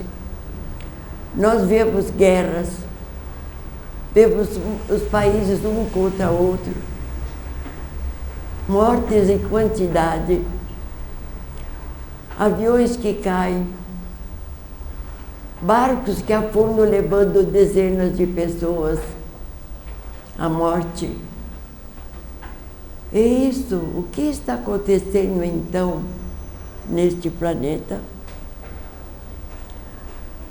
A Terra está passando por um período que, segundo os ensinamentos teosóficos, chama-se Kali Yuga, a deusa da morte. Então nós vemos realmente que a quantidade de mortes que tem ocorrido ultimamente é uma coisa muito séria, muito difícil, e que clama por nós para que nós enviemos amor a essas pessoas que sofrem. Pedir ao Pai Divino que dê a sua bênção e ajuda. Porque não é possível nós estarmos em nossos lares e vemos o sofrimento dos outros. Ocorre ainda mais. O que me chama muito a atenção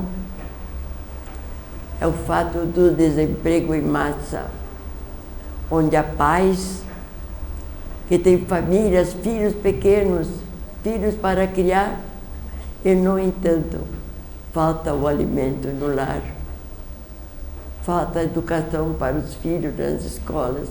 Os hospitais estão quase que não podendo atender aos doentes. Então, o período é muito crítico. É um karma mundial. Por quê?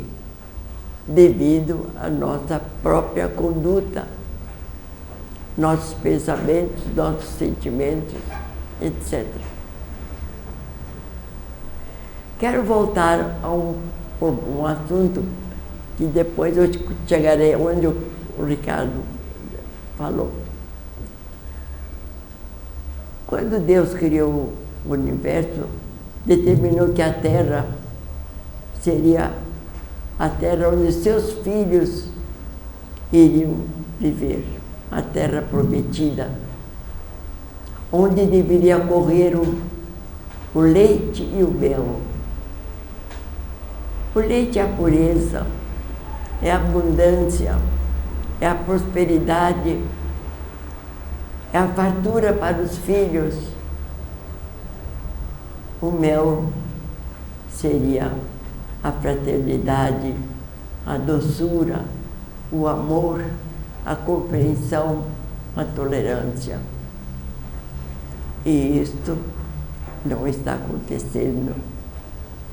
aqui. Porém, o Divino Espírito Santo, o grande arquiteto do universo, o grande construtor, é o terceiro aspecto do Pai. É o Pai, é o Filho, somos nós, filhos do Pai. E o Espírito Santo, o terceiro aspecto do Pai, que é o grande construtor, para que seus filhos pudessem, os filhos do Pai, pudessem habitar a terra. E que fez ele? Desceu a terra, era escura, deu luz, fertilizou-a, deu calor. Hoje, no centro da terra, sabemos que é o fogo do Espírito Santo que alimenta a terra. Quem fez o Espírito Santo criou terras, plantas, vales, criou alimentos aos filhos de Deus para que quando chegassem à terra eles pudessem viver.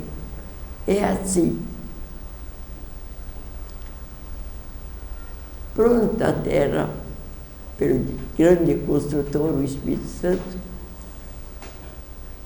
determinou o Pai que deveria ser a terra povoada por seus filhos.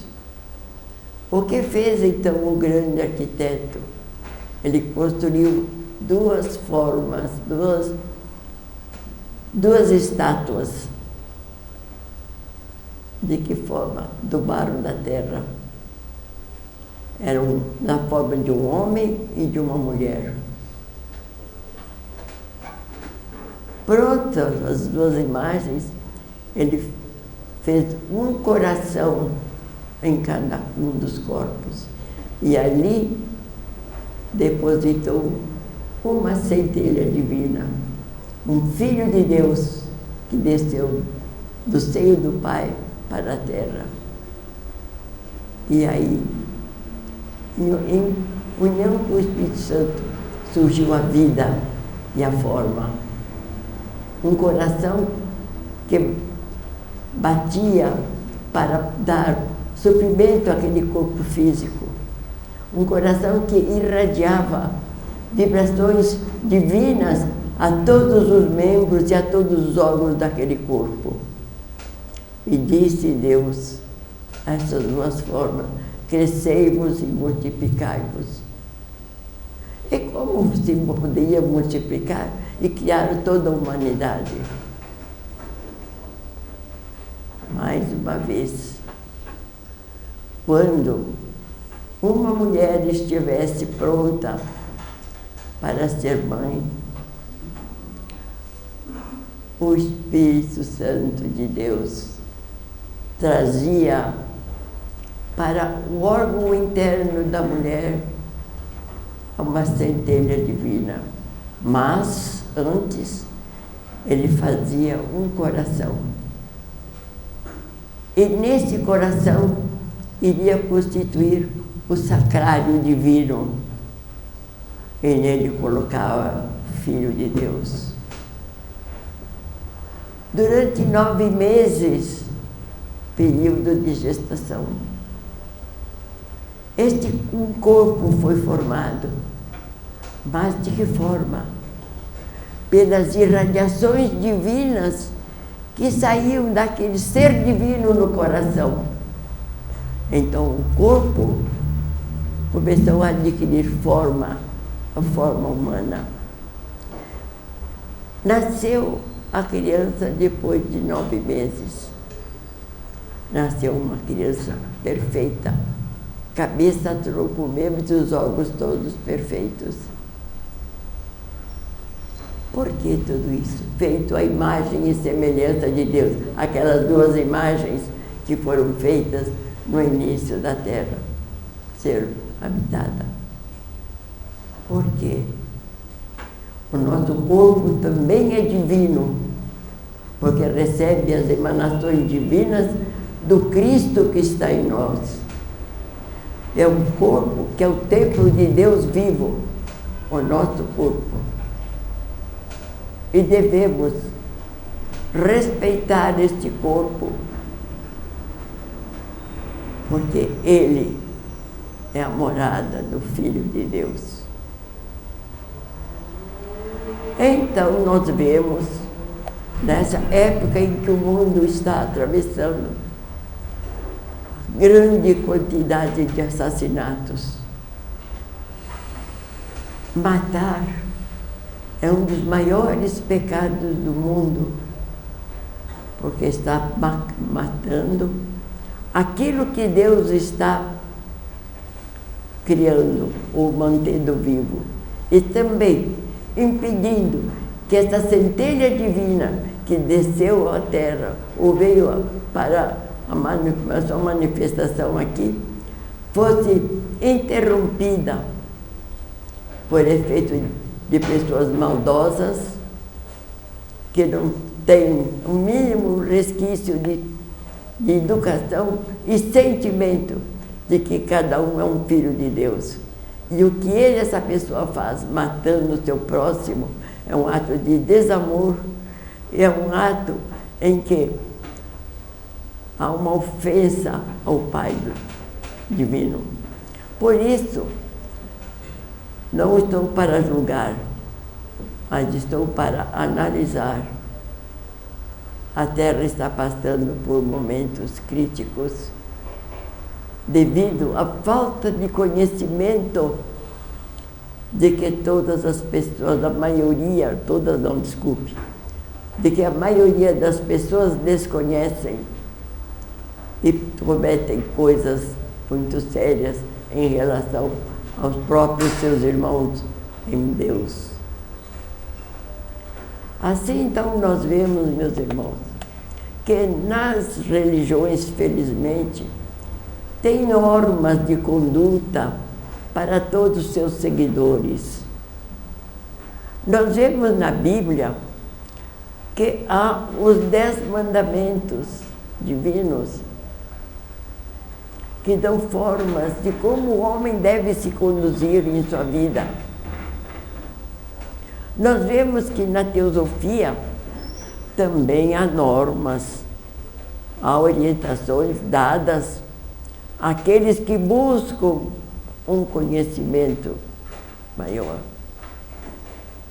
Na teosofia, as suas normas são mais ou menos as seguintes: o indivíduo deve ter uma vida limpa, pura, sem cometer falhas alguma. Deve ter uma mente aberta, pesquisar as coisas puras, nobres e elevadas. Ter um coração puro, não julgar o seu próximo, não odiar, não desejar mal. Ter um intelecto ardente, um intelecto que busca descobrir a verdade, as verdades espirituais, as verdades sobre a vida, a verdade sobre todos os seus irmãos e sobre tudo aquilo que está dentro da terra, dos conhecimentos. Um intelecto ardente, pesquisa, a busca da verdade, descobrir que ele também é Deus em evolução. Ter uma clara percepção espiritual, reconhecer que ele tem Deus em seu coração, que ele é Deus, que ele também é Deus, e busca realizar um encontro com Deus que está em nós, através de uma meditação, procurar uma união da mente com Cristo que mora no nosso coração.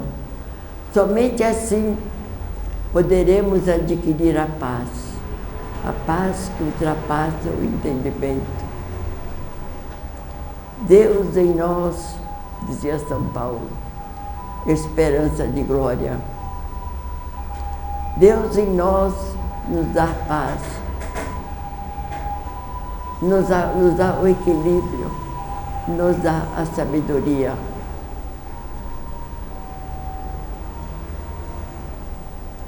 Devemos ter um afeto fraternal para com todos os nossos irmãos. Todos os nossos irmãos são nossos condiscípulos, não dos mestres. Somos orientadores daqueles que nos procuram para adquirir certos conhecimentos, certas verdades. Um pai e uma mãe são orientadores. Então, os condiscípulos são seus filhos. Eles têm a obrigação de criar, educar seus filhos no bom sentido, tornando criaturas puras, nobres e de grande valor na sociedade em que vive.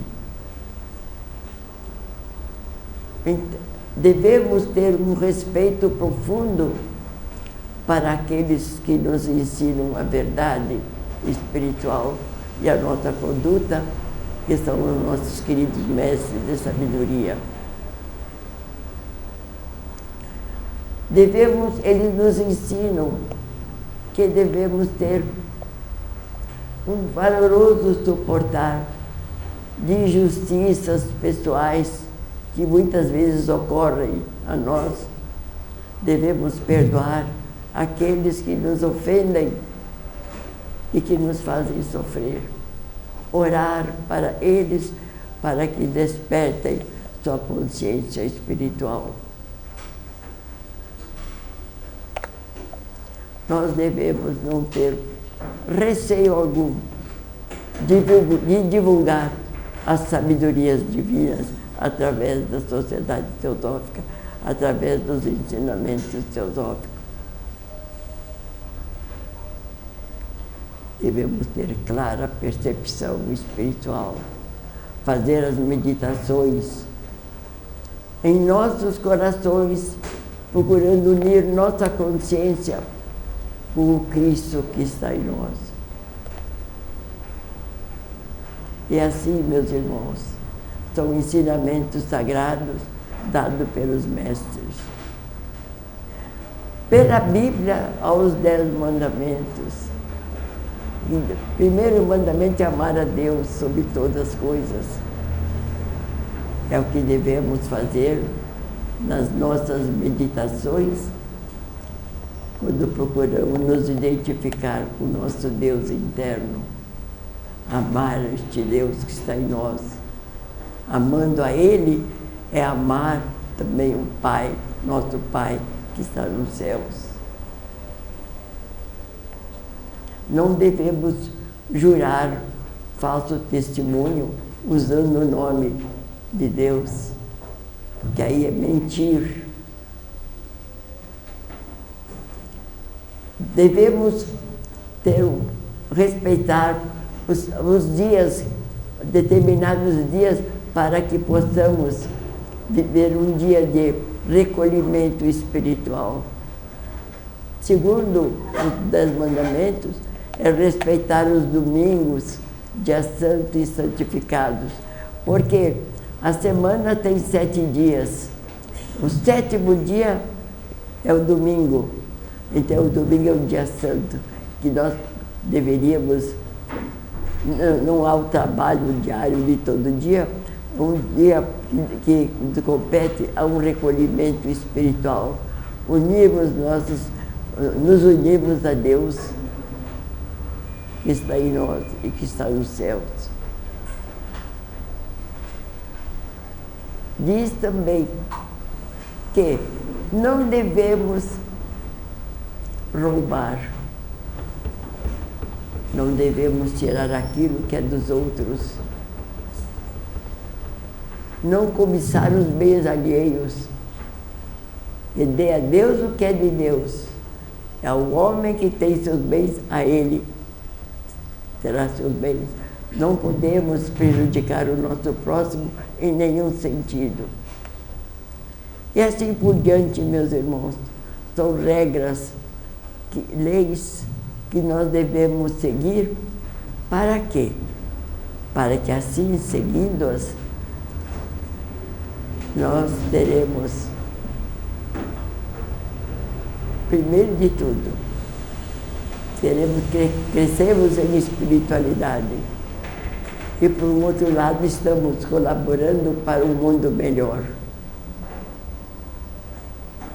Então, meus amigos, meus irmãos, vamos nos unir de coração, pensamento e alma para fazer este trabalho de autopurificação e elevação da humanidade. Para quê? Essa crise enorme que está assolando a Terra possa receber os eflúvios divinos e diminuir o sofrimento alheio do mundo inteiro pelo qual o mundo está passando. Meus irmãos, assim agindo, nós estaremos levando a evolução para a Terra. E diz os mestres: despertai-vos, filhos da luz. Levai aos céus os vossos méritos e o vosso coração, porque ele, seus méritos e seu coração, onde habita a vida divina, pertence ao Pai. E dessa maneira, meus irmãos, elevemos nossos corações ao alto. Para quê? Há um hino teosófico, que não sei se vocês lembram. Deve haver um lugar bem distante, outro céu, outra terra, outro mar, onde eu possa viver sem sofrer, sem chorar, onde a paz e o amor eu irei encontrar. E esta paz é a nossa união com o Pai que está nos céus. Obrigada. Deus abençoe.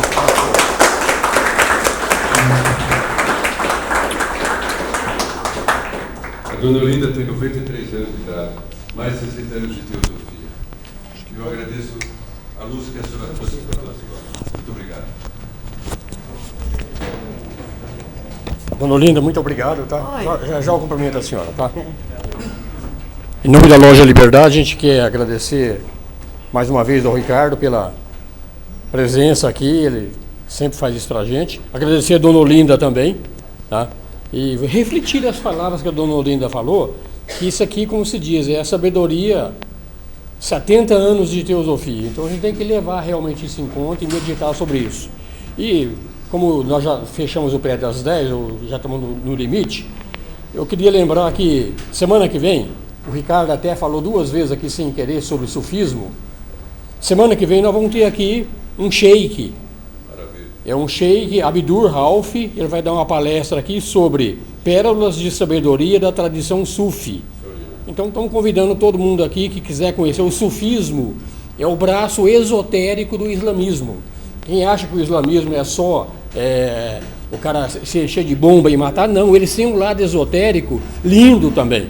E é uma oportunidade única, que esse sheik, ele é a primeira vez que ele vem no Brasil, estará aqui na próxima sexta-feira, nesse mesmo horário. Então está todo mundo convidado também a participar dessa próxima palestra.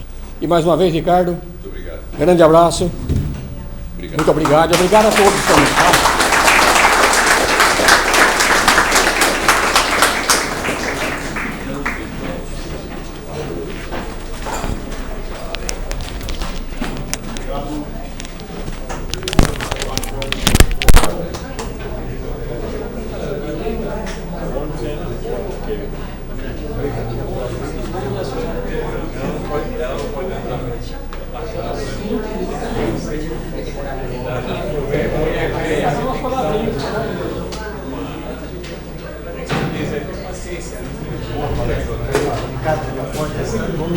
Espero que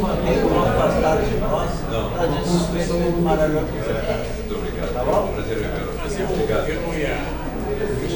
Mas eu não esqueci. Duvida mais de mercado, você vai ser muito tempo afastado. Esse negócio, o cara vem com 7 vidas, eu estou escutando muito. Esse negócio, você tem uma parte teórica que eu possa. É isso aí. Manda meu e-mail, 9, mas eu posso fazer. Mas não, se for livro no meu livro, eu não quero.